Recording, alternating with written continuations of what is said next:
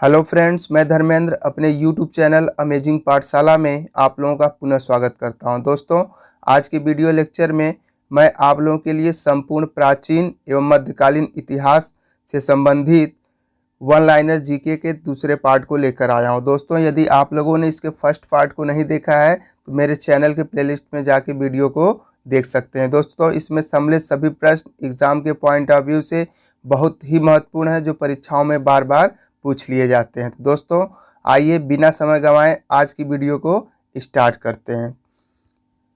दोस्तों, प्रश्न है आप लोगों के लिए, प्रसेनजीत किस महाजनपद का एक विख्यात शासक था? दोस्तों, प्रसेनजीत कौशल महाजनपद का एक विख्यात शासक था। प्रसिद्ध शासक हर्षवर्धन किस राजवंश से संबंधित था? तो दोस्तों, प्रसिद्ध शासक हर्षवर्धन थानेश्वर के पुष्यभूति राजवंश से संबंधित था।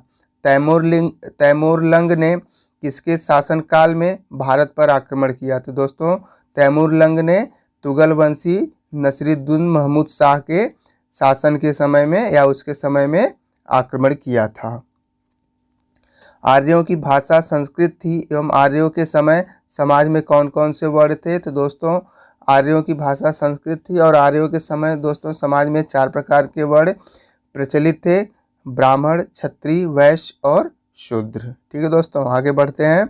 मौर्य सम्राट अशोक का राज्याभिषेक कहाँ हुआ था? तो दोस्तों, मौर्य सम्राट अशोक का राज्याभिषेक पाटलिपुत्र में हुआ था। किस प्राचीन भारतीय शासक को 100 युद्धों का विजेता माना जाता है? तो दोस्तों, समुद्रगुप्त को 100 युद्धों का विजेता माना जाता है। ठीक है दोस्तों, आगे बढ़ते हैं। सोलंकी वंश के किस शासक के शासनकाल में महमूद गजनवी ने सोमनाथ मंदिर पर आक्रमण किया था? तो दोस्तों, महमूद गजनवी ने भीम प्रथम के समय में सोमनाथ मंदिर पर आक्रमण किया था। नेक्स्ट क्वेश्चन है, नूरजहां की स्थापत्य कला की महत्वपूर्ण कृतियां कौन कौन थी? तो दोस्तों, नूरजहां की स्थापत्य कला की महत्वपूर्ण कृतियों में जहांगीर का मकबरा और इत्मादुद्दौला का मकबरा था। नेक्स्ट क्वेश्चन है दोस्तों, नंदवंशी राजा घनानंद ने एक प्रतिभाशाली ब्राह्मण का अपमान किया था, जो कालांतर में उसके विनाश का कारण बना। उसका क्या नाम था? तो दोस्तों, उस ब्राह्मण का नाम विष्णुगुप्त था, जिसे दोस्तों चाणक्य के भी नाम से जाना जाता है। बौद्ध शब्दावली में धर्म चक्र प्रवर्तन से एक प्रतिभाशाली से क्या निर्देशित होता है? तो दोस्तों, बौद्ध शब्दावली में धर्म चक्र प्रवर्तन से बुद्ध का प्रथम उपदेश निर्देशित होता है। अर्थात दोस्तों, धर्म चक्र प्रवर्तन का तात्पर्य आशय बुद्ध के प्रथम उपदेश से है। ठीक है।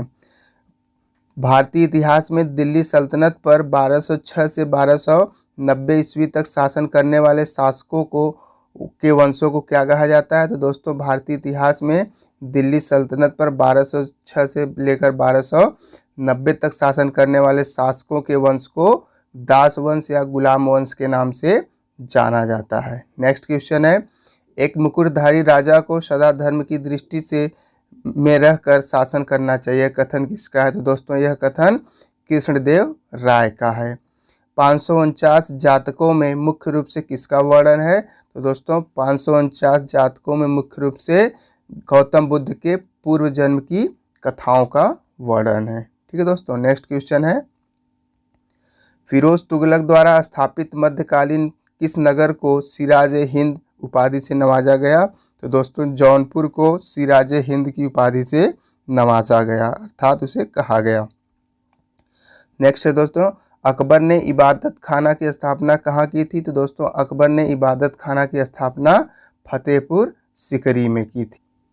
नेक्स्ट क्वेश्चन है दोस्तों, अश्तो मा सद्गमय कहाँ से लिया गया है? तो दोस्तों, अश्तो मा सद्गमय ऋग्वेद से लिया गया है। पूर्व मुगल काल में भारत की यात्रा करने वाला इब्न बतूता किस देश का निवासी था? तो दोस्तों, इब्न बतूता मोरक्को देश का निवासी था। नेक्स्ट क्वेश्चन है आप लोगों के लिए, मराठा राज्य के स्वतंत्र शासक के रूप में 1674 ईस्वी में शिवाजी का विधिवत राज्याभिषेक कहाँ हुआ? तो दोस्तों, 1674 में शिवाजी का विधिवत राज्याभिषेक रायगढ़ के दुर्ग में हुआ। नेक्स्ट क्वेश्चन है दोस्तों, ऐसे 2 स्थानों के नाम बताइए जहां सैंधव संस्कृति की दो अवस्थाओं, हड़प्पा पूर्व और हड़प्पा कालीन संस्कृति के अवशेष मिले हैं। तो दोस्तों ऐसे दो स्थान बरमाली एवं कालीबंगा थे जहां पर हड़प्पा कालीन संस्कृति के कह सकते हैं कि दो दो अवशेष मिले हैं। आगे बढ़ते हैं दोस्तों।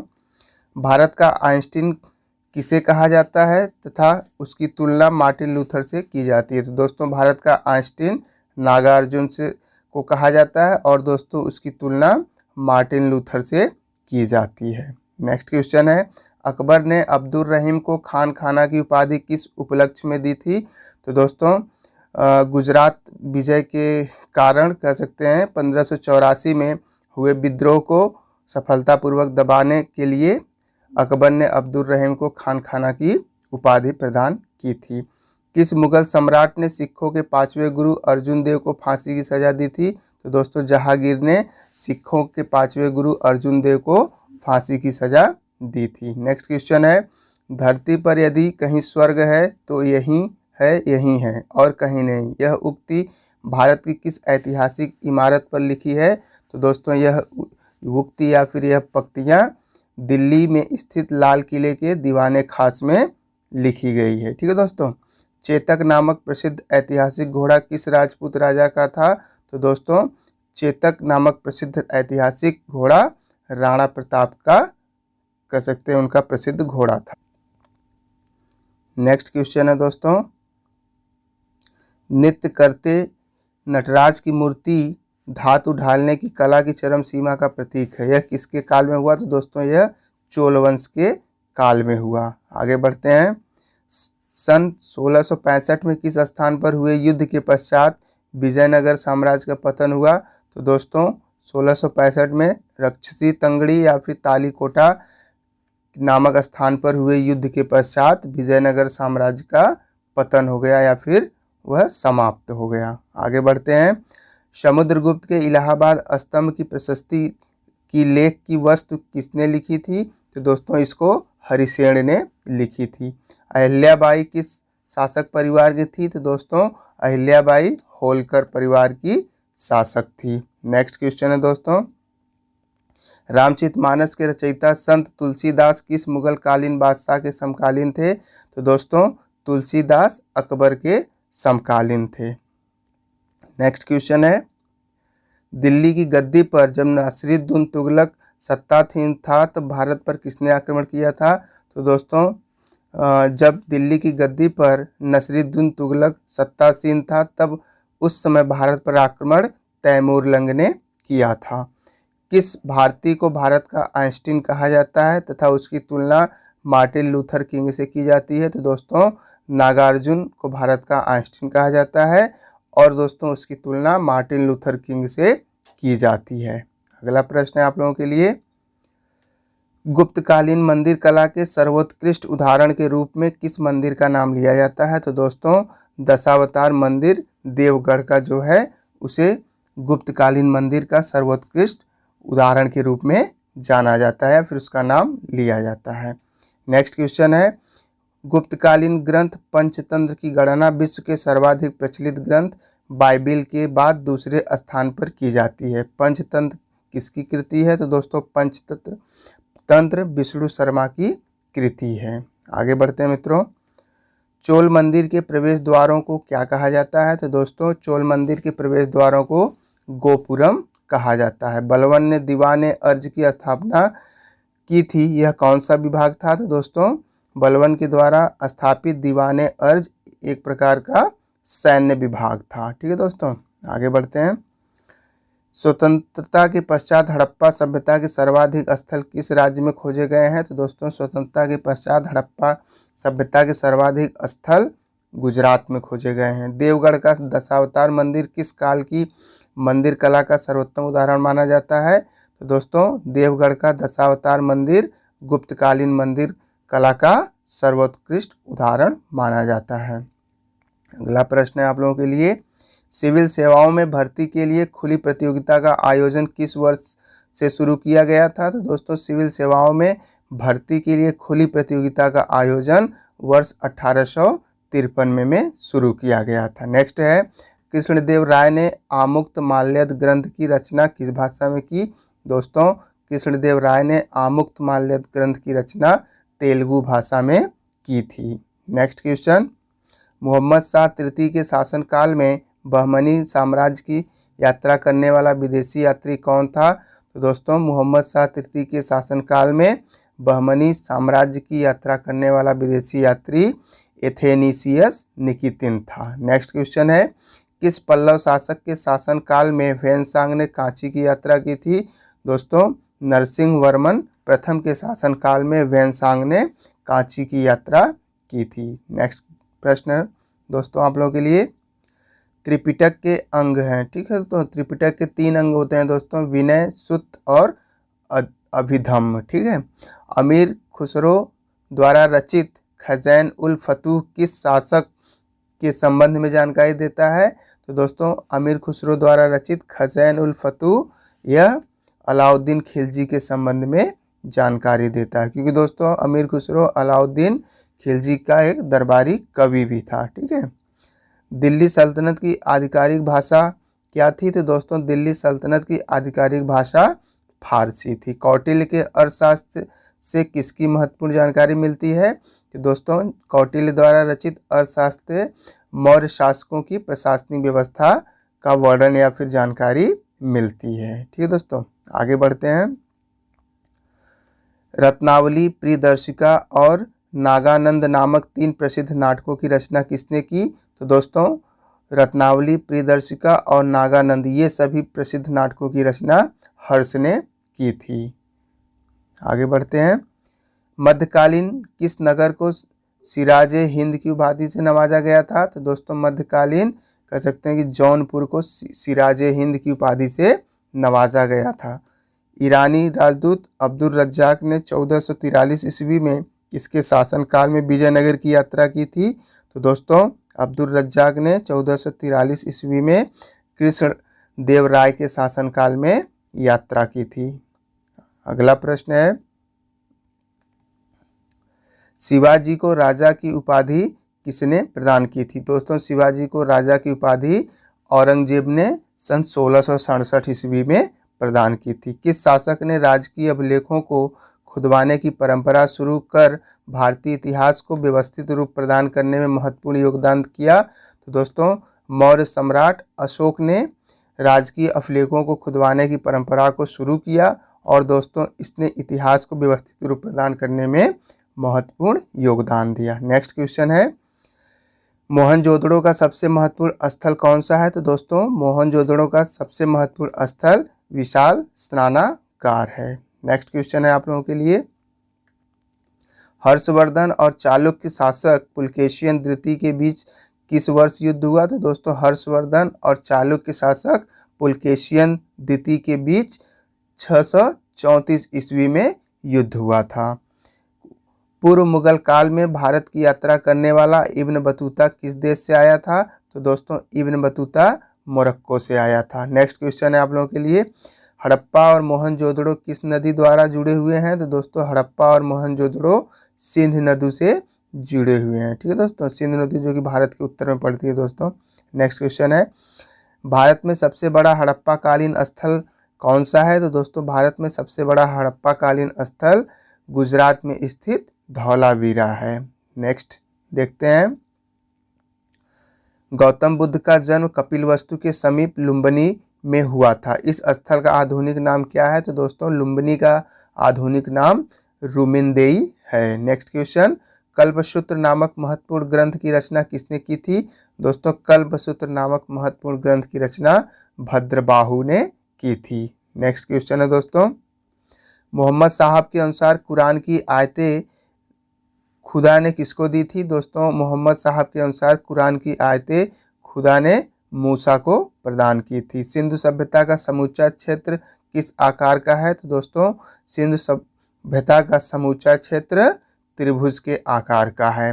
वैशाली किस महाजनपद की राजधानी है? तो दोस्तों वैशाली वज्जी महाजनपद की राजधानी है।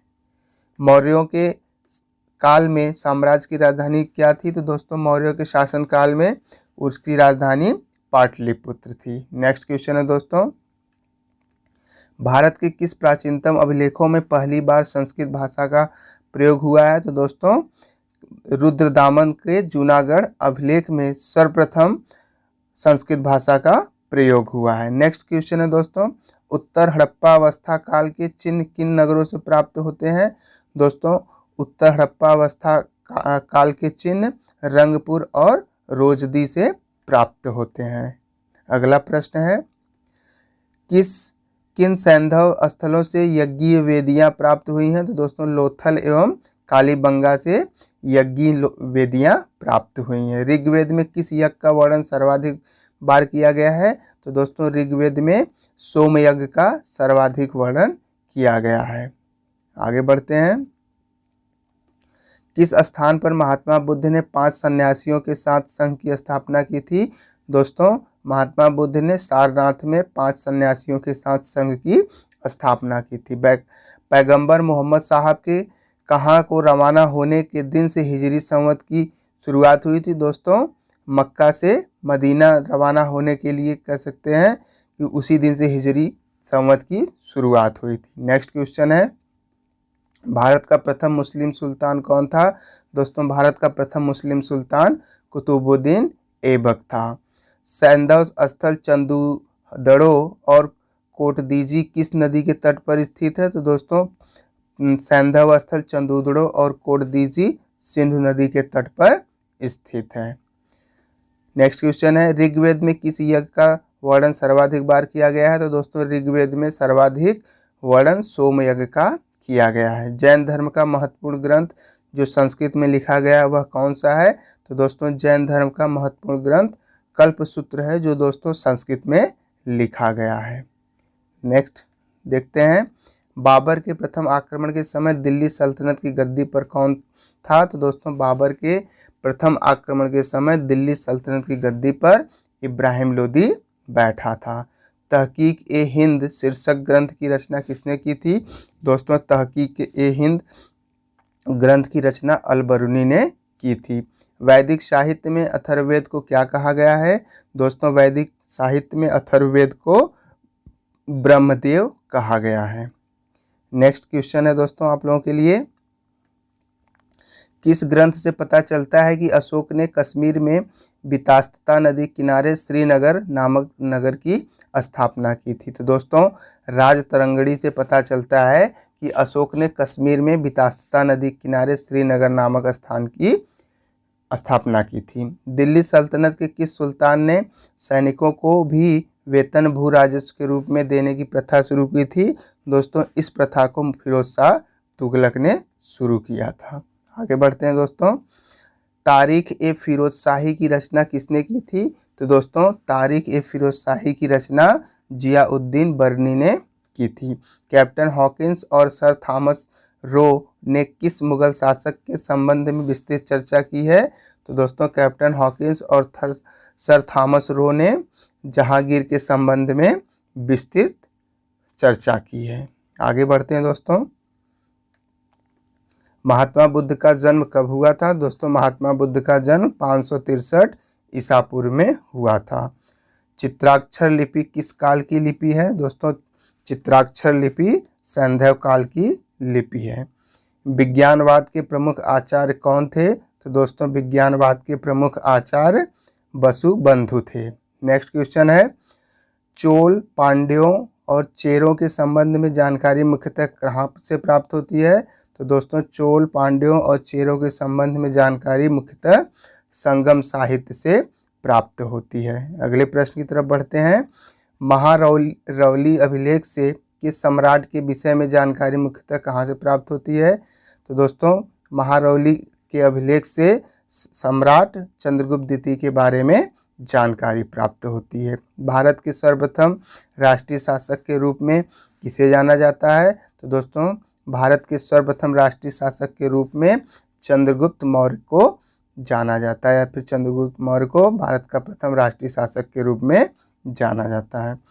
जैन धर्म ग्रंथों की मुख्य भाषा क्या थी? तो दोस्तों जैन धर्म के ग्रंथों की प्रमुख भाषा प्राकृतिक भाषा थी। ठीक है दोस्तों, बिंबिसार किस वंश के थे? तो दोस्तों बिंबिसार हर्यक वंश के राजा थे।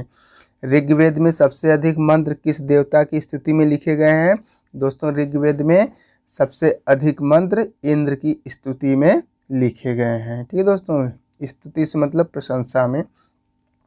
उतबी, फिरदौसी तथा अलबरूनी किस सुल्तान के समकालीन थे? तो दोस्तों उतबी, फिरदौसी तथा अलबरूनी महमूद गजनवी के दरबार के विद्वान थे। चोल वंश का प्रथम शासक कौन था? दोस्तों चोल वंश का प्रथम शासक करिकाल था। नेक्स्ट क्वेश्चन है आप लोगों के लिए, इतिहास प्रसिद्ध कोहिनूर हीरा कहाँ से प्राप्त हुआ था? तो दोस्तों इतिहास प्रसिद्ध कोहिनूर हीरा गोलकुंडा की खान से प्राप्त हुआ था। नंद वंश का अंतिम सम्राट कौन था? तो दोस्तों नंद वंश का अंतिम सम्राट घनानंद था। नेक्स्ट क्वेश्चन है, यूनानी राजदूत मेगास्थनीस को किस यूनानी शासक ने भारत भेजा? तो दोस्तों यूनानी राजदूत मेगास्थनीस को सेल्यूकस निकेटर ने भारत भेजा था।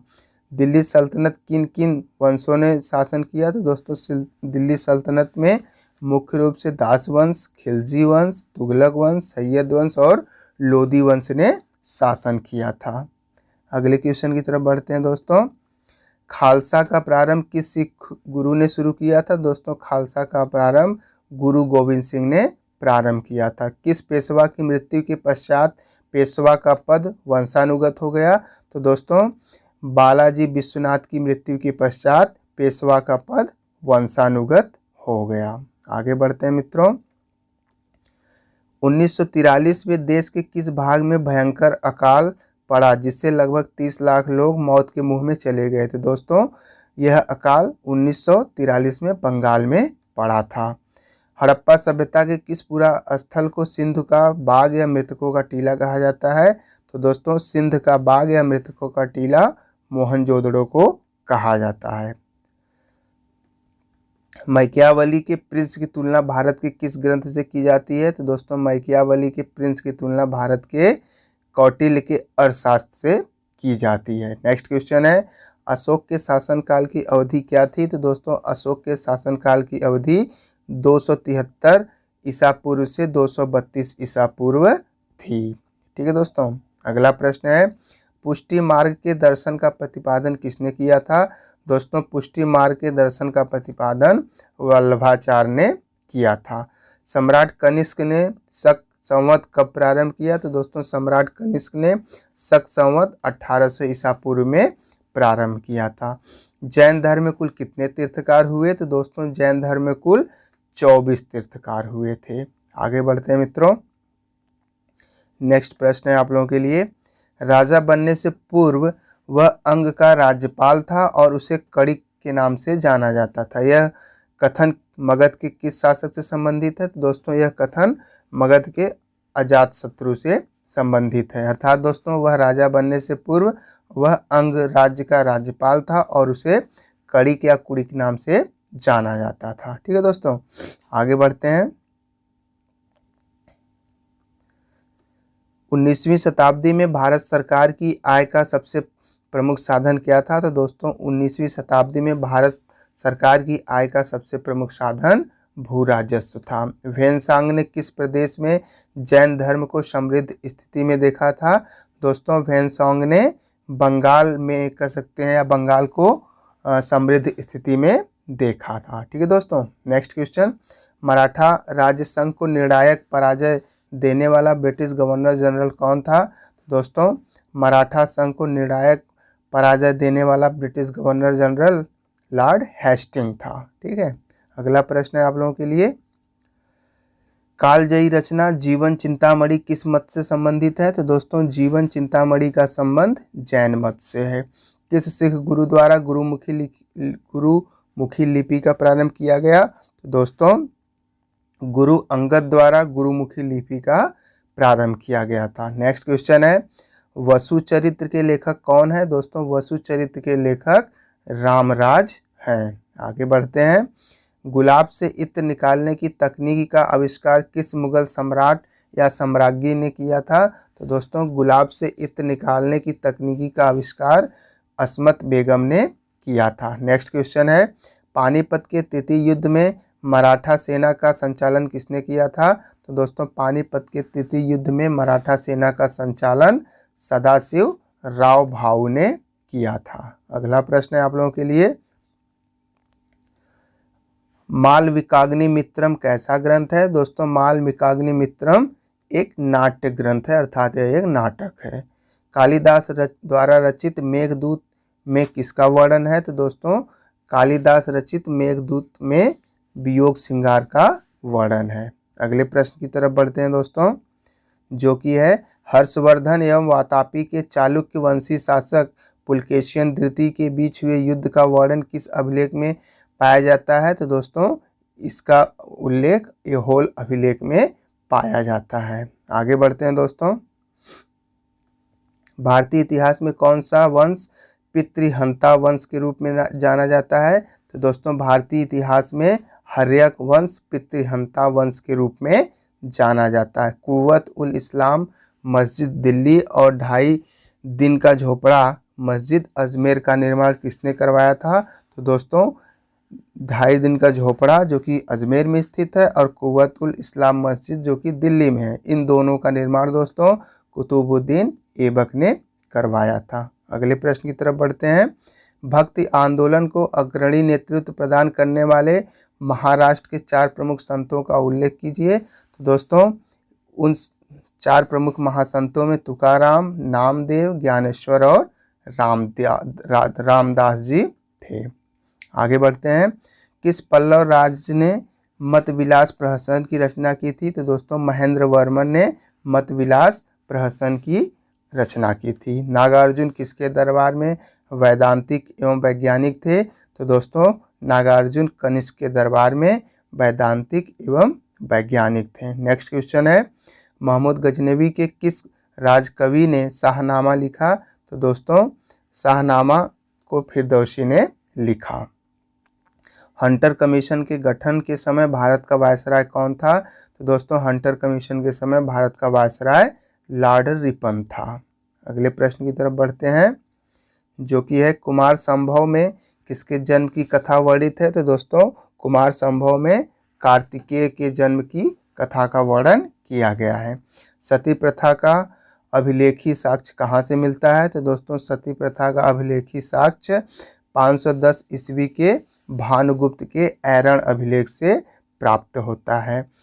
राजतरंगड़ी के अनुसार निर्वाचन द्वारा सिंहासन प्राप्त करने वाला राजा कौन था? तो दोस्तों निर्वाचन द्वारा सिंहासन प्राप्त करने वाला राजा गोपाल था। अगले प्रश्न की तरफ बढ़ते हैं मित्रों, वह कौन हिंदू चित्रकार था जो जहांगीर द्वारा ईरान के शाह अब्बास प्रथम का छायाचित्र बनाने के लिए भेजा गया था? तो दोस्तों बिशनदास ऐसे प्रथम हिंदू चित्रकार थे जो जहांगीर द्वारा ईरान के शाह अब्बास प्रथम का छायाचित्र बनाने के लिए भेजा गया था। एलोरा की गुफाओं में ब्राह्मण, बौद्ध तथा जैन मंदिरों, विहारों एवं चैत्यों का निर्माण किस वंश के शासनकाल में हुआ? तो दोस्तों कह सकते हैं एलोरा की गुफाओं में ब्राह्मण, बौद्ध, जैन मंदिरों, विहारों तथा चैत्यों का निर्माण राष्ट्रकूट वंश के शासकों के शासनकाल में हुआ। आगे बढ़ते हैं, सीमांत क्षेत्र के वह उग्र निवासी जिन्होंने महमूद गजनवी तथा मोहम्मद गोरी दोनों के लिए समस्याएं पैदा की थी, वे क्या कहलाते थे? तो दोस्तों मोहम्मद गोरी और महमूद गजनवी के लिए समस्याएं पैदा करने वाले उग्र जनजाति को खोखर के नाम से जाना जाता है। आगे बढ़ते हैं दोस्तों, बलबन आम जनता में क्यों प्रसिद्ध था? तो दोस्तों बलबन आम जनता में इसलिए प्रसिद्ध था क्योंकि उसने रक्त और लौ नीति को अपनाया था। वासुदेव कृष्ण ने भगवत गीता में अपनी सभी शिक्षा देते समय किसको संबोधित किया है? तो दोस्तों वासुदेव कृष्ण ने भगवत गीता में अपनी सभी शिक्षा देते समय अर्जुन को संबोधित किया है। मराठा काल में चौथ से क्या आशय है? तो दोस्तों मराठा काल में चौथ से आशय दूसरे राज्यों से लिए जाने वाले कर से है। ठीक है दोस्तों, कह सकते हैं कि चौथ एक प्रकार का कर था। शाहजहां के नाम से शासक बनने से पहले शहजादे के रूप में शाहजहां का क्या नाम था? तो दोस्तों शाहजहां के नाम से शासक बनने से पहले शहजादे के रूप में शाहजहां का नाम खुर्रम था। ठीक है दोस्तों, नेक्स्ट प्रश्न है आप लोगों के लिए, महमूद के दरबार में अलबरूनी, फिरदौसी और उतबी जैसे इतिहासकार और विद्वान थे। फिरदौसी द्वारा लिखित प्रसिद्ध ग्रंथ का क्या नाम है? दोस्तों फिरदौसी द्वारा लिखित प्रसिद्ध ग्रंथ का नाम शाहनामा है। नेक्स्ट है, गौतम बुद्ध ने युवावस्था में मनुष्य की 4 अवस्थाओं वृद्धावस्था, रोग, मृत्यु और सन्यासी को देखा था। ये 4 अवस्थाएं बौद्ध धर्म में क्या कही जाती हैं? दोस्तों ये चारों अवस्थाएं बौद्ध धर्म में 4 महाचिन्ह के रूप में जानी जाती हैं। ठीक है दोस्तों, आगे बढ़ते हैं। घनानंद नंदवंश का अंतिम राजा था। इसके काल में भारत पर किस यूनानी शासक ने आक्रमण किया था? तो दोस्तों घनानंद के समय में सिकंदर ने आक्रमण किया था। नेक्स्ट क्वेश्चन है, सिंघली बौद्ध ग्रंथ दीपवंश तथा महावंश के अनुसार अशोक ने अपने कितने भाइयों की हत्या कर सिंहासन प्राप्त किया था? दोस्तों अशोक ने अपने 99 भाइयों की हत्या करके सिंहासन को प्राप्त किया था। राष्ट्रकूट वंश की स्थापना किसने तथा कब की थी? तो दोस्तों राष्ट्रकूट वंश की स्थापना सन 753 ईस्वी में दंती दुर्ग ने किया था। अगले प्रश्न की तरफ बढ़ते हैं।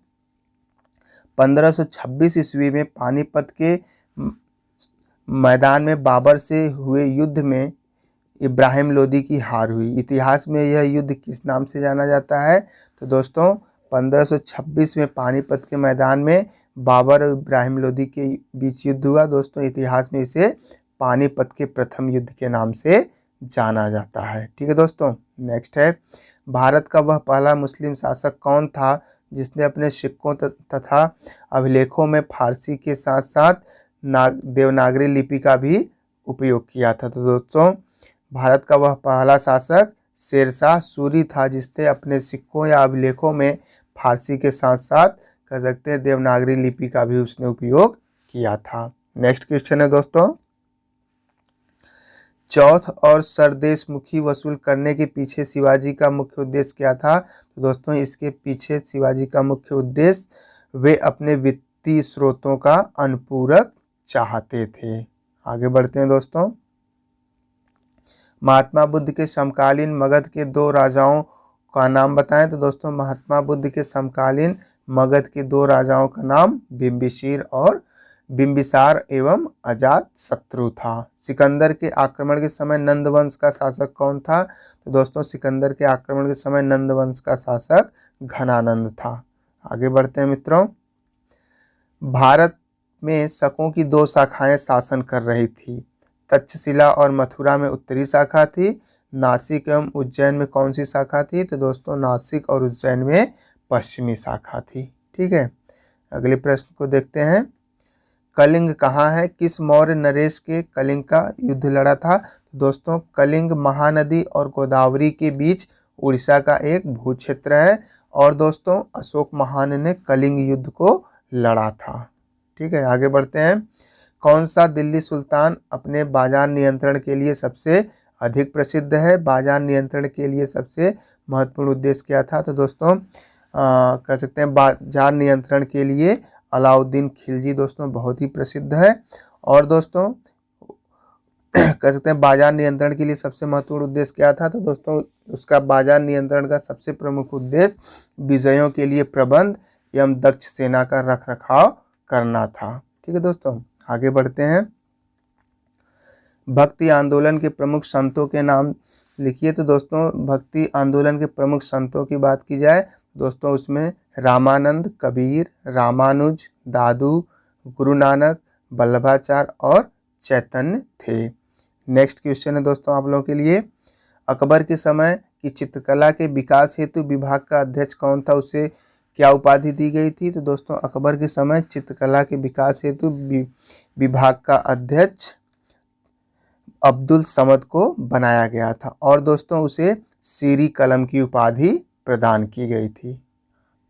नेक्स्ट क्वेश्चन है दोस्तों, सैंधव लिपि के बारे में आप क्या जानते हैं? दोस्तों सैंधव लिपि एक चित्रात्मक लिपि थी और दोस्तों जो दाएं से बाएं ओर लिखी जाती थी, अभी भी इसे नहीं पढ़ा जा सका है, अर्थात इसको अभी तक कोई विद्वान पढ़ नहीं पाया है दोस्तों। ठीक है, अगले प्रश्न की तरफ बढ़ते हैं। जैन धर्म के दिगंबर और श्वेतांबर संप्रदायों में क्या अंतर है? तो दोस्तों दिगंबर संप्रदाय में मोक्ष प्राप्ति हेतु अनासक्ति एवं नग्नता को आवश्यक माना गया है, जबकि दोस्तों श्वेतांबर संप्रदाय में नग्नता को आवश्यक माना नहीं गया, अर्थात इसे अनावश्यक माना गया है। ठीक है दोस्तों, आगे बढ़ते हैं। गुप्त काल में यह विद्वान ने सिद्ध किया कि पृथ्वी सूर्य के चारों ओर घूमती है तथा उसने शून्य का सिद्धांत भी विश्व को दिया। तो दोस्तों महान गणितज्ञ आर्यभट्ट ने यह सिद्ध किया कि पृथ्वी सूर्य के चारों ओर घूमती है और उन्होंने दोस्तों शून्य के सिद्धांत को भी विश्व को दिया। दिल्ली के निकट तुगलकाबाद का संस्थापक कौन था? तो दोस्तों दिल्ली के निकट जो तुगलकाबाद है उसका संस्थापक गयासुद्दीन तुगलक था। ठीक है दोस्तों, उस संस्थापक का उत्तराधिकारी कौन था? तो दोस्तों तुगलक कह सकते हैं कि उसका संस्थापक या उत्तराधिकारी उसका उत्तराधिकारी मोहम्मद बिन तुगलक था। ठीक है, आगे बढ़ते हैं दोस्तों।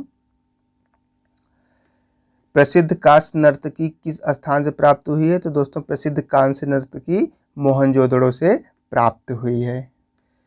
सम्राट अशोक के संरक्षण में कौन सी बौद्ध संगति संपन्न हुई? तो दोस्तों सम्राट अशोक के संरक्षण में तृतीय बौद्ध संगति संपन्न हुई थी।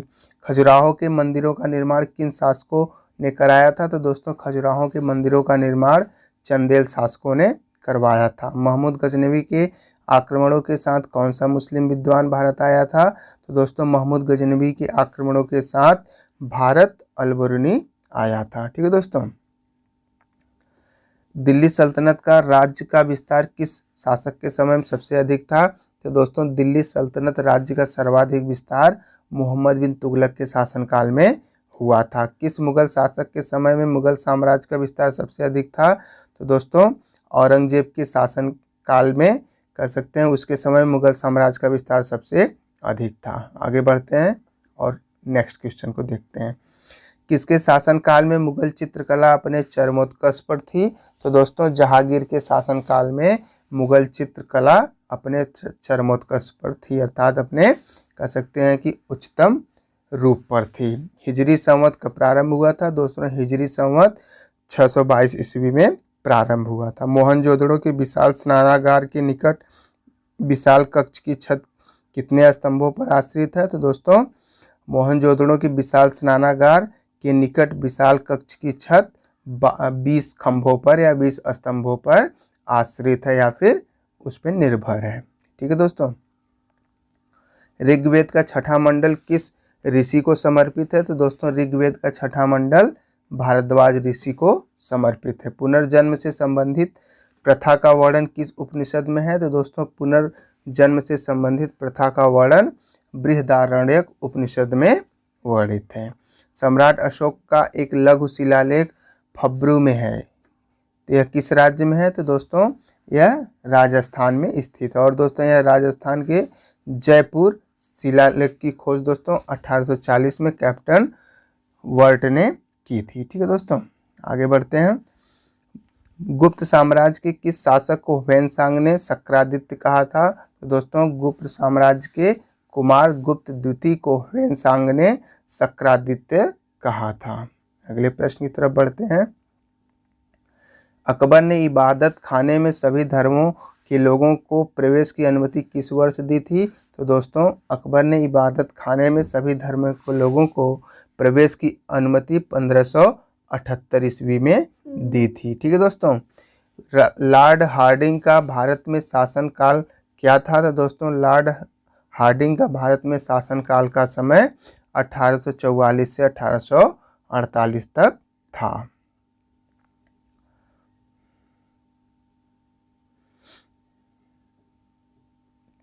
आगे बढ़ते हैं दोस्तों। अशोक द्वारा उत्कीर्ण कराए गए किस अभिलेख से कलिंग विजय का उल्लेख मिलता है? तो दोस्तों 13वें अभिलेख से कलिंग विजय का उल्लेख मिलता है। चंद्रगुप्त के दरबार में राजदूत बनाकर मेगास्थनीज को किसने भेजा था? तो दोस्तों चंद्रगुप्त के दरबार में राजदूत बनाकर मेगास्थनीज को सेल्यूकस निकेटर ने भेजा था। मोहनजोदड़ो की खुदाई किस नदी के तट पर हुई थी? तो दोस्तों मोहनजोदड़ो की खुदाई सिंधु नदी के तट पर हुई थी। नेक्स्ट क्वेश्चन है, सम्राट कनिष्क किस धर्म के अनुयायी थे? दोस्तों सम्राट कनिष्क महायान धर्म के अनुयायी थे। ठीक है दोस्तों, या फिर बौद्ध धर्म के अनुयायी थे भी कह सकते हैं। पूर्व का सिराज कहकर भारत के किस नगर का स्मरण किया जाता है? तो दोस्तों पूर्व का सिराज जौनपुर को कहा जाता है। ठीक है दोस्तों, आगे बढ़ते हैं। कश्मीर स्थित मार्तंड मंदिर का निर्माण किसने कराया था? तो दोस्तों मार्तंड मंदिर का निर्माण ललितादित्य मुक्तापीड ने किया था। सर्वप्रथम किस उपनिषद में ब्रह्मचर्य, गृहस्थ, वानप्रस्थ एवं संन्यास चारों आश्रमों का वर्णन हुआ है? तो दोस्तों जबालोपनिषद। ठीक है दोस्तों, जबालोपनिषद में ब्रह्मचर्य, गृहस्थ, वानप्रस्थ एवं संन्यास चारों आश्रमों का वर्णन हुआ है। नेक्स्ट है, कौन सा हड़प्पा कालीन नगर पशुपालक का एक बड़ा केंद्र था? तो दोस्तों हड़प्पा कालीन नगर नेसदी पशुपालन का एक बहुत बड़ा केंद्र था। ठीक है, आगे बढ़ते हैं। मौर्योत्तर काल में अधिकांश शिल्पी किस जाति के थे? तो दोस्तों मौर्योत्तर काल में अधिकांश शिल्पी शूद्र जाति के थे। आगे बढ़ते हैं दोस्तों। सल्तनत काल में स्वतंत्र कृषि विभाग की स्थापना किस सुल्तान ने की थी? तो दोस्तों सल्तनत काल में स्वतंत्र कृषि विभाग की स्थापना मोहम्मद तुगलक ने की थी। विजयनगर साम्राज्य का तुलुव वंशी शासक कृष्णदेव राय ने किस प्रसिद्ध ग्रंथ की रचना की थी? तो दोस्तों कृष्णदेव राय ने अमुक्तमाल्यद नामक प्रसिद्ध ग्रंथ की रचना की थी। अकबर ने जजिया नामक कर, जो कि एक गैर मुस्लिम जनता से व्यक्ति कर के रूप में वसूला जाता था, किस वर्ष बंद कराया? तो दोस्तों अकबर ने जजिया कर को वर्ष 1564 ईस्वी में बंद कराया था। आगे बढ़ते हैं। सम्राट अकबर ने किसको सीरीन कलम की उपाधि प्रदान की थी? तो दोस्तों अकबर ने अब्दुस समद को सीरीन कलम की उपाधि प्रदान की थी। चालुक्य शासक पुलकेशियन द्वितीय ने किस नदी के किनारे हर्षवर्धन को पराजित किया था? तो दोस्तों चालुक्य शासक पुलकेशियन द्वितीय ने नर्मदा नदी के किनारे हर्षवर्धन को पराजित किया था। आगे बढ़ते हैं। अजंता गुफाओं में अंकित चित्र क्या दर्शाते हैं? तो दोस्तों अजंता की गुफाओं में अंकित चित्र भगवान बुद्ध तथा उनके जीवन वृत्त की या जीवन काल की घटनाओं को दर्शाते हैं। चांद बीबी जिसने बरार को अकबर को सौंपा था वह कहाँ की शासका थी? तो दोस्तों चांद बीबी अहमदनगर की शासका थी। अगले प्रश्न की तरफ बढ़ते हैं। हल्दी घाटी का युद्ध कब लड़ा गया था? तो दोस्तों हल्दी घाटी का युद्ध सन 1576 ईस्वी में लड़ा गया था। भारत में रेल यातायात का आरंभ किस गवर्नर जनरल ने किया था? तो दोस्तों भारत में रेल यातायात का आरंभ लॉर्ड डलहौजी ने किया था। नेक्स्ट प्रश्न की तरफ बढ़ते हैं। ईस्ट इंडिया कंपनी के शासनकाल का अंतिम गवर्नर जनरल कौन था? तो दोस्तों ईस्ट इंडिया कंपनी के शासनकाल का अंतिम गवर्नर जनरल लॉर्ड कैनिंग था। कुतुब मीनार का मुख्य भाग किसने बनवाया था? तो दोस्तों कुतुब मीनार का मुख्य भाग इल्तुतमिश ने बनवाया था। आगे बढ़ते हैं। कांची के मुक्तेश्वर मंदिर तथा बैकुंठ पेरुमल मंदिर का निर्माण किसने करवाया था? तो दोस्तों मुक्तेश्वर मंदिर और बैकुंठ पेरुमल मंदिर का निर्माण पल्लव वंश के नंदी वर्मन ने करवाया था। प्राचीनतम सिक्कों को क्या कहा जाता है? तो दोस्तों प्राचीनतम सिक्कों को आहत सिक्का के नाम से जाना जाता है। विश्व दुखों से भरा है का सिद्धांत महात्मा बुद्ध ने कहाँ से ग्रहण किया था? दोस्तों विश्व दुखों से भरा है इस सिद्धांत को महात्मा बुद्ध ने उपनिषद से ग्रहण किया था। आगे बढ़ते हैं। किसके नेतृत्व में 1937 में अखिल भारतीय राष्ट्रीय शिक्षा सम्मेलन का आयोजन किया गया था? तो दोस्तों 1937 में अखिल भारतीय राष्ट्रीय शिक्षा सम्मेलन का आयोजन महात्मा गांधी के नेतृत्व में किया गया था। शिशुनाग वंश के किस शासक के समय वैशाली में द्वितीय बौद्ध संगति का आयोजन किया गया था? तो दोस्तों द्वितीय बौद्ध संगति का आयोजन कालाशोक के समय में किया गया था। आगे बढ़ते हैं दोस्तों। उस मुगल महारानी का नाम बताइए जिसका नाम फरमानों एवं सिक्कों पर अंकित होता था? तो दोस्तों नूरजहां का नाम फरमानों एवं सिक्कों पर अंकित होता था। हाइडेस्पीस का युद्ध, जो कि दोस्तों झेलम का युद्ध के नाम से भी जाना जाता है, जिसको 326 ईसा पूर्व में लड़ा गया था, यह किसके मध्य हुआ था? दोस्तों हाइडेस्पीस का युद्ध सिकंदर तथा राजा पुरु के मध्य हुआ था। आगे बढ़ते हैं दोस्तों। पानीपत के तृतीय युद्ध में मराठों की ओर से लड़ते हुए मरने वाला मुसलमान सेना नायक कौन था? तो दोस्तों यह इब्राहिम गारदी था। बौद्ध गया में स्थित वह बोधि वृक्ष है जिसके नीचे बुद्ध को ज्ञान प्राप्त हुआ, किस शासक द्वारा कटवाया गया था? तो दोस्तों बोधि वृक्ष को गौड़ के राजा शशांक द्वारा कटवाया गया था। आगे की तरफ बढ़ते हैं दोस्तों। शेरशाह की मृत्यु उसकी अपनी अंतिम विजय के समय हो गई थी। यह अंतिम विजय कौन सी थी?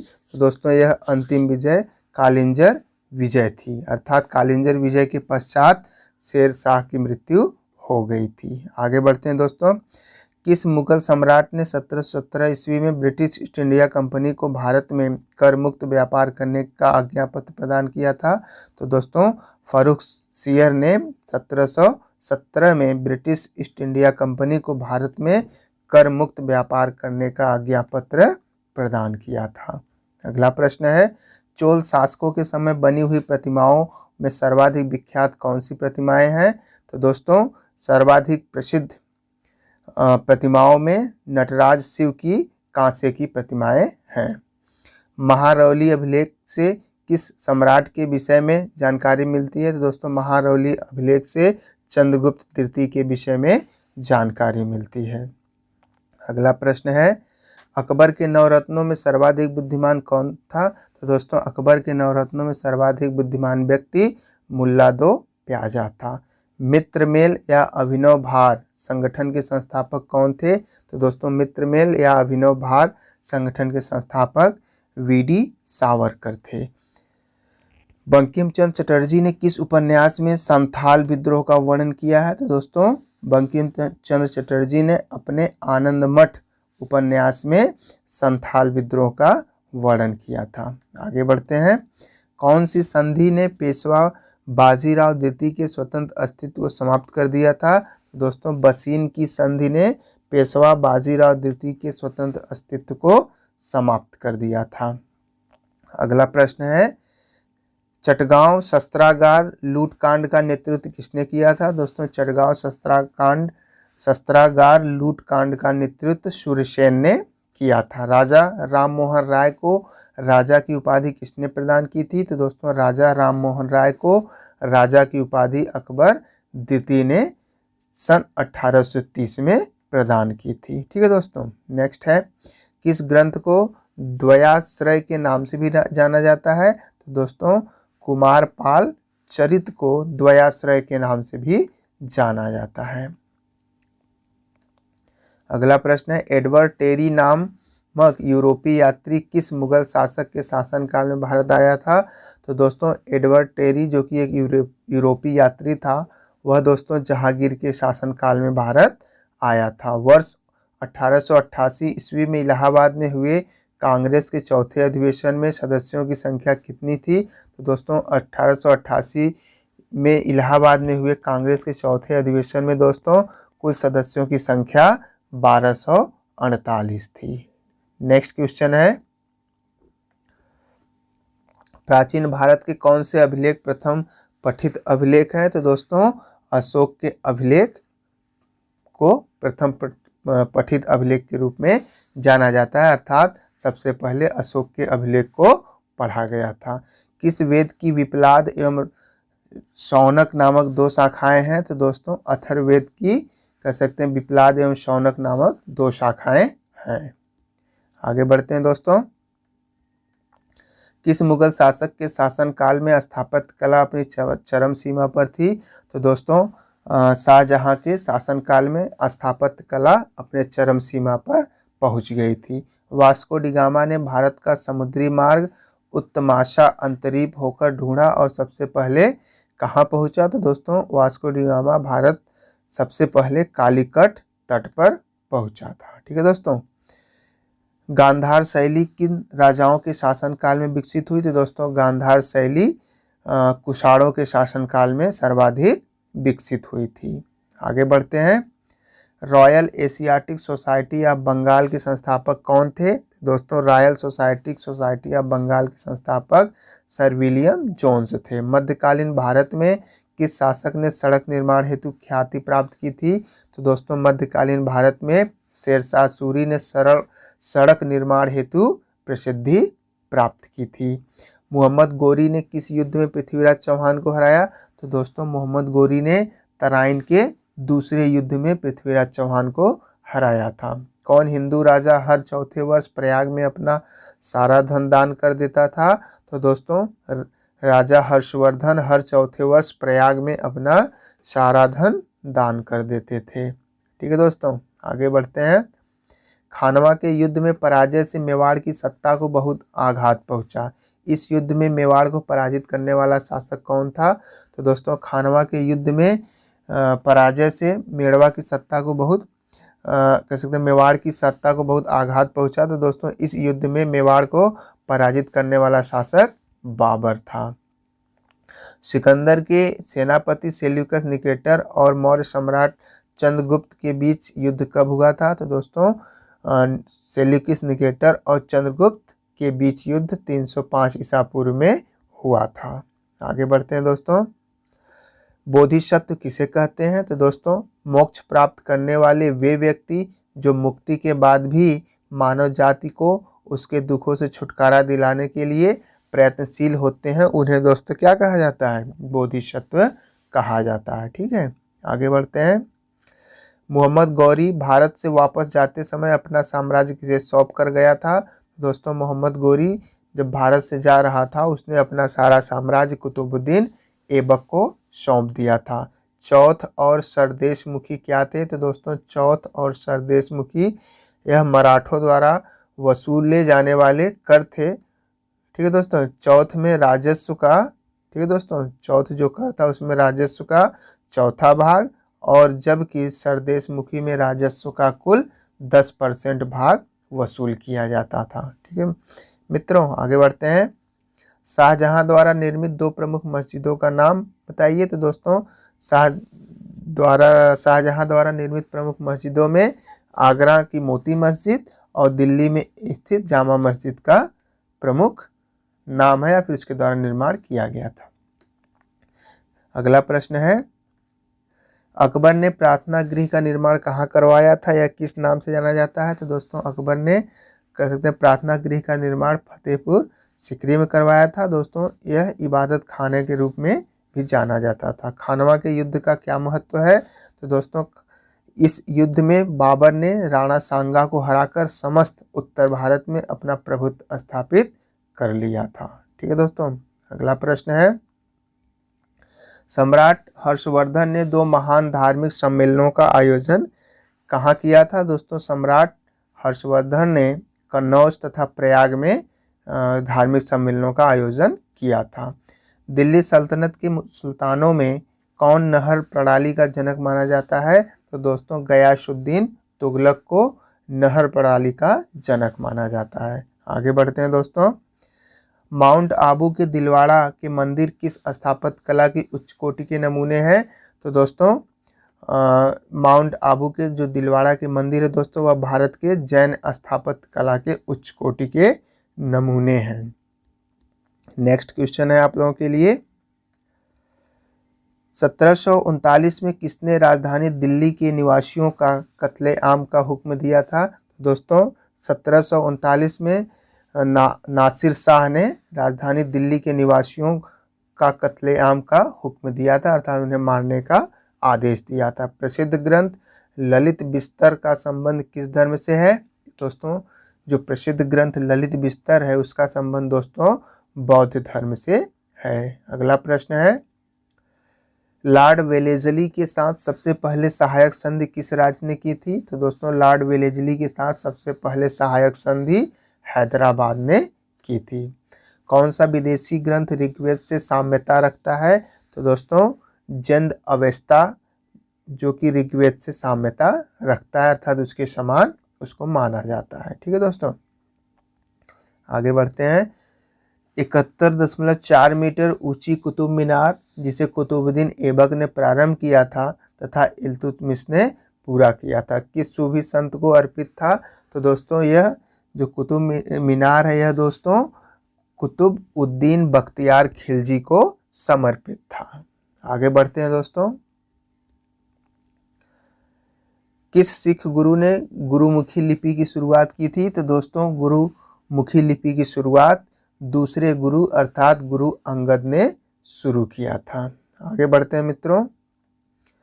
अशोक की मृत्यु के बाद मौर्य सम्राट पश्चिमी तथा पूर्वी दो भागों में विभाजित हो गया। पश्चिमी भाग पर कुड़ाली अर्थात अशोक का पुत्र तथा उसके बाद कुछ समय के लिए संप्रति का शासन था। राज्य के पूर्वी भाग की राजधानी क्या थी? तो दोस्तों राज्य के पूर्वी भाग की राजधानी पाटलिपुत्र थी। आगे बढ़ते हैं दोस्तों। दिसंबर 1600 ईस्वी में ईस्ट इंडिया कंपनी की स्थापना हुई और उसका सबसे पहला प्रतिनिधि हॉकिंस 1608 ईस्वी में जहांगीर के दरबार में आया था। जहांगीर के शासनकाल में अन्य कौन ब्रिटिश प्रतिनिधि आया था? तो दोस्तों जहांगीर के शासनकाल में टॉमस रो भी आया था। ठीक है दोस्तों, यानी विलियम हॉकिंस के अलावा टॉमस रो भी जहांगीर के शासनकाल में आया था। आगे बढ़ते हैं दोस्तों। सिंधु घाटी सभ्यता में घोड़ों के अवशेष कहाँ मिले हैं? तो दोस्तों सिंधु घाटी सभ्यता में घोड़ों के अवशेष सुरकोतड़ा में मिले हैं। तहकीक ए हिंद नामक पुस्तक की रचना करने वाला अल बरूनी किस काल में भारत आया था? तो दोस्तों अल बरूनी महमूद गजनबी के शासनकाल में भारत आया था और उसने दोस्तों तहकीक ए हिंद नामक पुस्तक की रचना की थी। हिजरी सन का प्रारंभ कब से हुआ? तो दोस्तों हिजरी सन का प्रारंभ 622 ईस्वी में हुआ था। आगे बढ़ते हैं।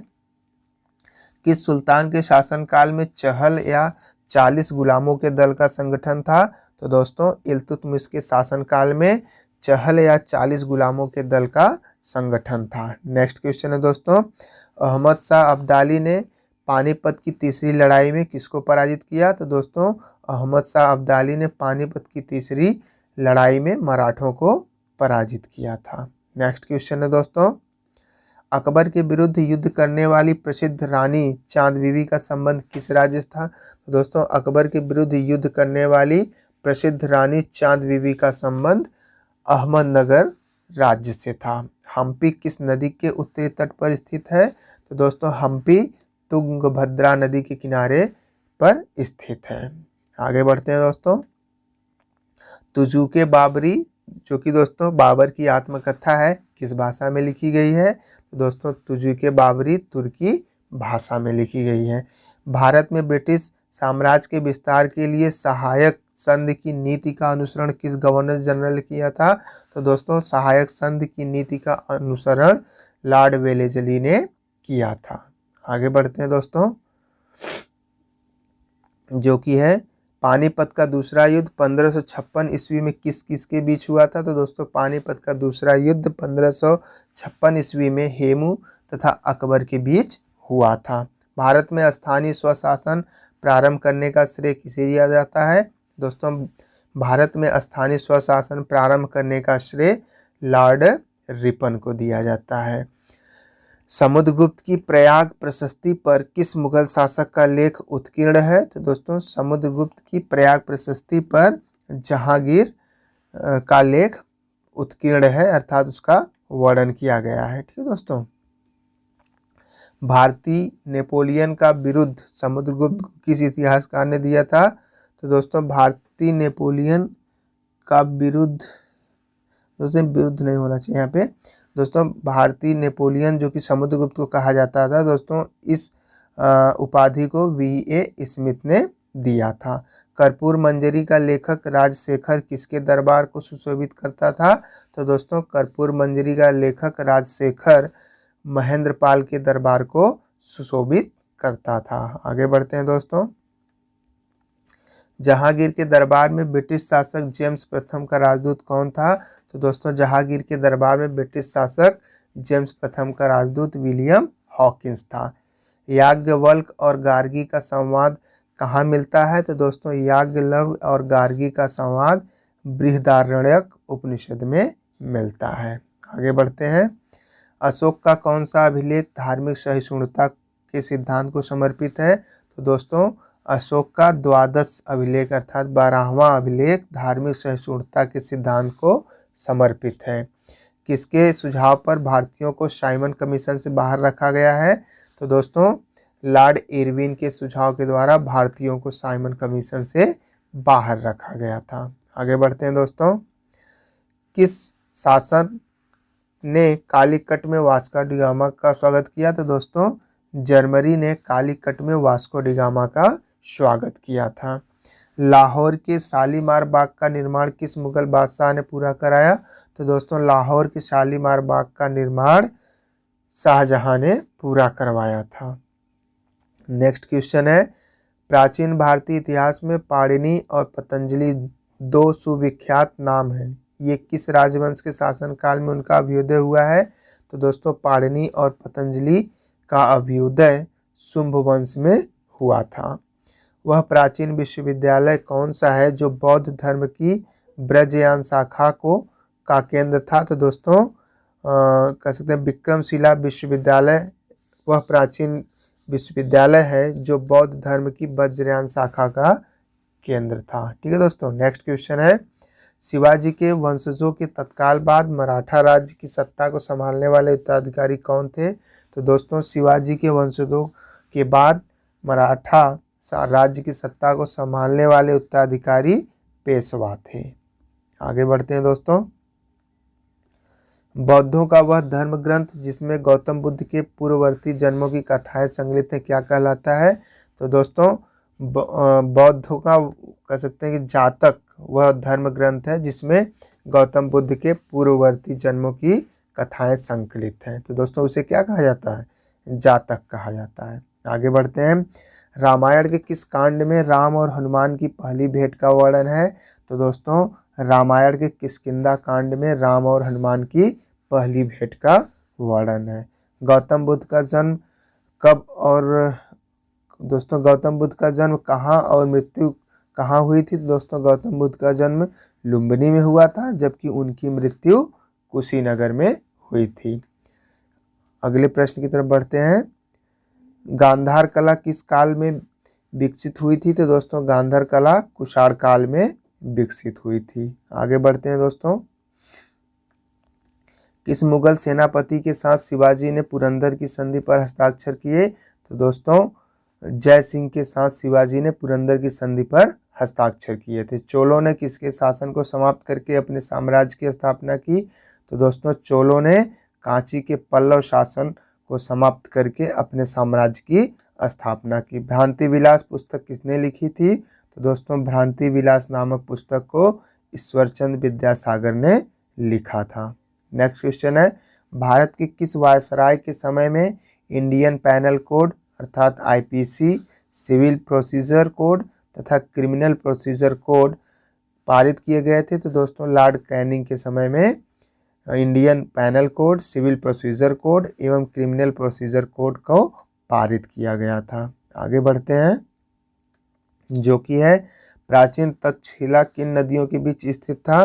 तो दोस्तों प्राचीन तक्षशिला सिंधु तथा झेलम नदियों के बीच स्थित था। आगे बढ़ते हैं दोस्तों। ऐहोल अभिलेख की रचना किसने की थी? तो दोस्तों ऐहोल अभिलेख की रचना कवि रवि कीर्ति ने की थी। नेक्स्ट क्वेश्चन है दोस्तों आप लोगों के लिए, कर्नाटक युद्ध किनके बीच हुए? तो दोस्तों कर्नाटक युद्ध अंग्रेजों एवं फ्रांसीसियों के बीच हुआ था। कृष्णदेव राय द्वारा लिखित अमुक्त माल्यद किस भाषा का ग्रंथ है? तो दोस्तों कृष्णदेव राय द्वारा लिखित अमुक्त माल्यद तेलुगु भाषा में लिखित एक ग्रंथ है। नेक्स्ट क्वेश्चन है, श्रवणबेलगोला में गोमतेश्वर की विशाल प्रतिमा किसने स्थापित की थी? तो दोस्तों श्रवणबेलगोला में गोमतेश्वर की विशाल प्रतिमा को चामुंडा राय ने स्थापित की थी। शाहजहां के समय हुए उत्तराधिकार की लड़ाई में धर्मत का युद्ध किनके बीच लड़ा गया था? तो दोस्तों शाहजहां के समय में उत्तराधिकार की लड़ाई में धर्मत का युद्ध दारा शिकोह और औरंगजेब के बीच हुआ था। सुल्तान कुतुबुद्दीन ऐबक की मृत्यु कैसी हुई? तो दोस्तों सुल्तान कुतुबुद्दीन ऐबक की मृत्यु चौगान खेलते समय घोड़ों से गिरने से हुई थी। नेक्स्ट क्वेश्चन है, बौद्ध धर्म मूलतः अनिश्वरवादी है। बौद्ध धर्म के त्रिरत्न कौन कौन से हैं? तो दोस्तों बौद्ध धर्म के त्रिरत्न बुद्ध, धम्म और संघ को माना जाता है। चंद्रगुप्त मौर्य चाणक्य की सहायता से मगध के राज सिंहासन पर बैठा और मौर्य साम्राज्य की स्थापना की। उसने किस नंद शासक को पराजित कर ऐसी उपलब्धि हासिल की? तो दोस्तों चंद्रगुप्त मौर्य ने घनानंद को पराजित करके ऐसी उपलब्धि हासिल की थी। ठीक है दोस्तों। नेक्स्ट क्वेश्चन है, गुप्त सम्राटों ने सबसे अधिक स्वर्ण मुद्राएं जारी की थी। इन स्वर्ण मुद्राओं को गुप्तकालीन अभिलेखों में क्या कहा गया है? तो दोस्तों इन स्वर्ण मुद्राओं को गुप्तकालीन अभिलेखों में दिनार कहा गया है। नेक्स्ट है, बाणभट्ट हर्ष के दरबारी कवि थे। उन्होंने किन किन ग्रंथों का प्रणयन किया है? तो दोस्तों बाणभट्ट ने हर्षचरित और कादम्बरी नामक ग्रंथों का प्रणयन किया है, अर्थात उसका रचना किया है। ठीक है दोस्तों। नेक्स्ट क्वेश्चन है आप लोगों के लिए, 1857 के विद्रोह का तात्कालिक कारण चर्बी लगे कारतूसों का प्रयोग था। चर्बी युक्त कारतूसों के प्रयोग के विरोध में प्रथम विद्रोह बैरकपुर छावनी में किसके द्वारा किया गया था? तो दोस्तों प्रथम विद्रोह बैरकपुर छावनी में मंगल पांडे द्वारा। शिक्षा पर 1854 का चार्ल्स वुड डिस्पैच भारतीय शिक्षा का मैग्ना कार्टा कहा जाता है। इस वक्त भारत का गवर्नर जनरल कौन था? तो दोस्तों इस वक्त भारत का गवर्नर जनरल लॉर्ड डलहौजी था। ठीक है दोस्तों, आगे बढ़ते हैं। सिक्कों का अध्ययन विज्ञान की किस शाखा में किया जाता है? तो दोस्तों सिक्कों का अध्ययन न्यूमिस्मेटिक्स में किया जाता है। समुद्रगुप्त किसका पुत्र था? तो दोस्तों समुद्रगुप्त चंद्रगुप्त प्रथम का पुत्र था। नेक्स्ट क्वेश्चन है, पैगंबर मोहम्मद साहब के कथन व कार्य क्या कहलाते हैं? तो दोस्तों पैगंबर मोहम्मद साहब के कथन व कार्य को हदीस के नाम से जाना जाता है। 2.5 दिन का झोपड़ा कहाँ स्थित है? तो दोस्तों 2.5 दिन का झोपड़ा अजमेर में स्थित है। नेक्स्ट क्वेश्चन है दोस्तों, अहोम कहाँ के शासक थे? तो दोस्तों अहोम असम के शासक थे।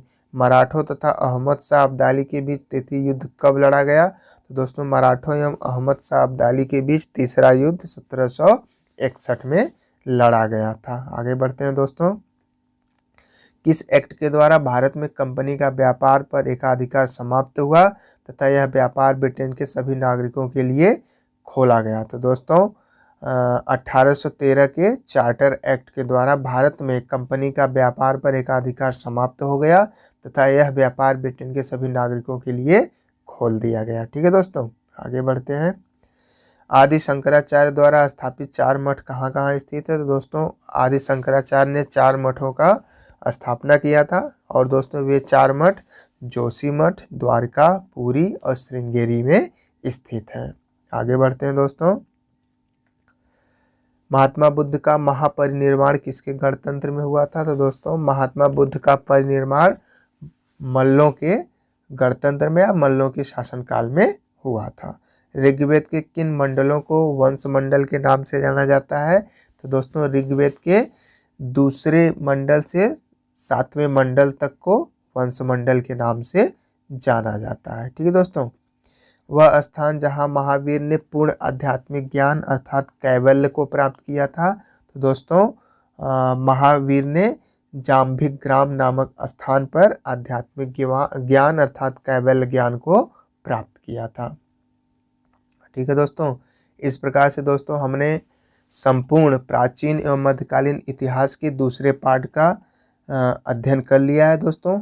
और दोस्तों इसमें सम्मिलित प्रश्न जो कि बहुत ही महत्वपूर्ण थे, आप लोग इसको महसूस भी कर रहे होंगे। तो दोस्तों अब इसके हम तीसरे आखिरी पार्ट को जल्दी आप लोगों के लिए लाएंगे। तो दोस्तों आप लोग हमसे जुड़े रहिए। दोस्तों यदि आप लोगों को ये वीडियो पसंद आया है प्लीज़ वीडियो को लाइक करें, दोस्तों के साथ शेयर करें। और दोस्तों यदि आप लोगों ने चैनल को अभी तक नहीं सब्सक्राइब किया है तो चैनल को भी सब्सक्राइब कर लें। धन्यवाद।